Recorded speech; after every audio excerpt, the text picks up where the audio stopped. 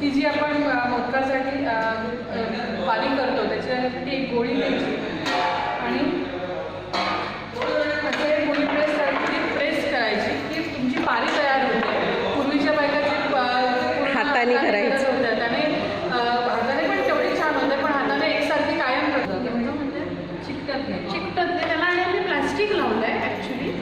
प्लास्टिकनी सुद्धा चिटकणार नाही. आम्ही वरून प्लास्टिकचं हे कव्हर केलेलं आहे म्हणजे ते चिकटत नाही आणि त्याला थोडंसं पाणी लावायचं. ओके.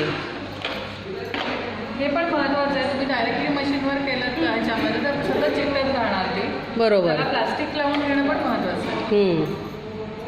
त्यामुळे पोळपाटावर तुम्ही लाटली तरीसुद्धा त्याच्यावर प्लास्टिक किंवा काहीतरी घातलं किंवा काही जण केळीचं पान घेतात. केळीच्या पानाला मग तेल किंवा पाणी जास्त सोयीस्कर.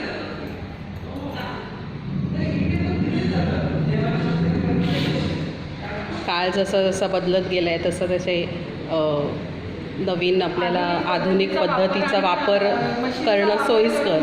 बरोबर. आणि हे मोठ्या प्रमाणात असल्यामुळे ह्या गोष्टी आवश्यक आहेत. निश्चितच. जेवढं आपले कष्ट कमी होतील तेवढा स्पीड तुमचा वाढतो. बरोबर. साधारण तरी किती वेळ लागेल मग मोदक वळून?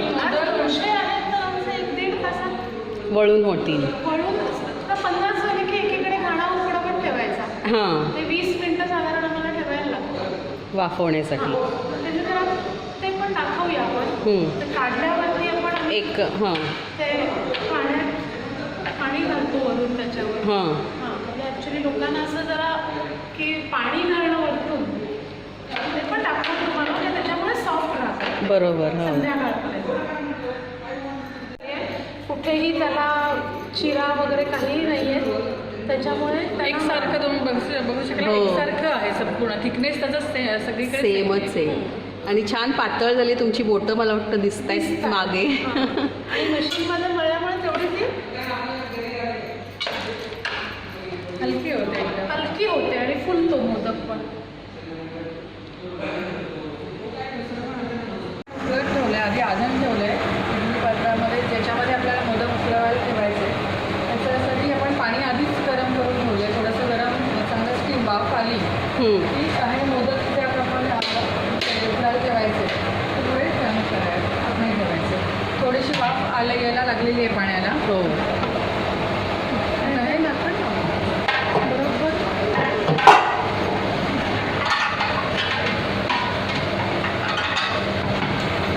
आता याला साधारण किती वेळ लागेल? 20 मिनिट 15. आपले मोदक तयार झालेले आहेत. आता बघूया. अशी वाफ आलेली आहे.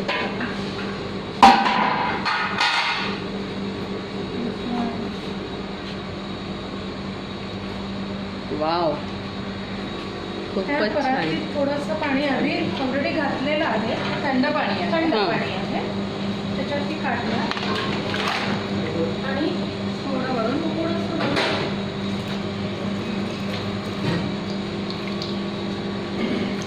अच्छा, हे करण्यामागचं कारण काय आहे? हे सगळ्यात महत्त्वाची गोष्ट अशी आहे की त्याच्यामध्ये काढायला तुम्हाला वाफ होत नाही, गरम होत नाही आणि हा मोदक संध्याकाळपर्यंत सॉफ्ट राहतो. अच्छा. किंवा चिवट होत नाही, पाणी सुकत नाही. हो, नाहीतर सुकून चिवट होतो ना. मला वाटतं अजून एक आपल्याला टीप मिळालेली आहे. थोडक्यात मोदकाला आंघोळ घालायची.